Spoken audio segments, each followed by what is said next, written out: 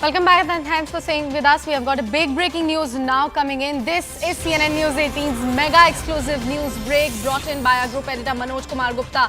We are learning from our sources that Hindus have been attacked by the protesters in Bangladesh. This is the biggest crisis in Bangladesh after independence.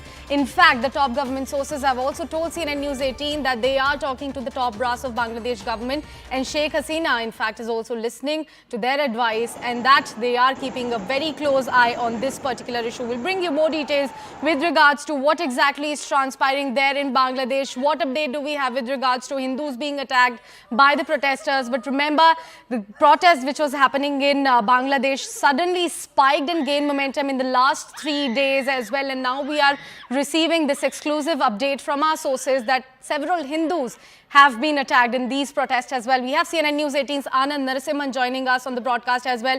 Anand, what more details do we have about these Hindus being attacked there? Has the Indian government issued any advisory? Well, there has been an advisory issued. As I say, good morning to all our viewers and to you. That advisory has been issued that it should stay indoors and not venture out. The other aspect is that all the government is in close touch with the Sheikh Hasina government, and she's also listening into the advice of the Indian government, and all preparations are being made for an evacuation if necessary. But, there are disturbing reports that are coming in from Noakhali and from other parts where Hindu families, Hindu leaders, local leaders are being targeted. Their houses are being attacked. Their family are threatened because these threats are going out of bounds. 30% the Supreme Court had brought it down to 5%, but the protests continue. They don't seem to be abating.